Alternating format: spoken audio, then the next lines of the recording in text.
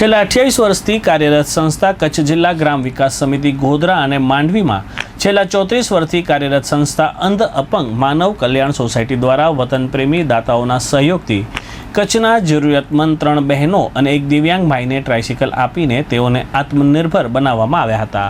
માંડવીના નાના લાલવોરા માર્ગ ઉપર આવેલ અંધ અપંગ માનવ કલ્યાણ સોસાયટીના કાર્યાલયમાં એક ખાસ કાર્યક્રમમાં મસ્કત ગુજરાતી સમાજના સ્થાપક ડૉક્ટર ચંદ્રકાંતભાઈ ચોથાણી અને મસ્કાના સેવાભાવી પૂર્વ સરપંચ કીર્તિભાઈ ગોરના મુખ્ય મહેમાન પદે ઉપસ્થિત રહ્યા હતા। સંસ્થાના ઉપપ્રમુખ અરવિંદભાઈ શાહ અને સહમંત્રી સુલતાનભાઈ મીર અને વીઆરટીઆઈના અમિતભાઈ લીંબાડિયાએ કાર્યક્રમમાં સહયોગ આપ્યો હતો।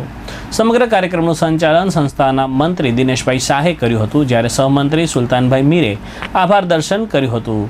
કચ્છ જિલ્લા ગ્રામ વિકાસ સમિતિના ઉપપ્રમુખ ચંદ્રકાંતભાઈ મોતા અને કારોબારી સભ્ય તથા લાયજાના કચ્છી સાહિત્યકાર વિશ્રામભાઈ ગઢવીએ કાર્યક્રમને શુભેચ્છાઓ પાઠવી હતી।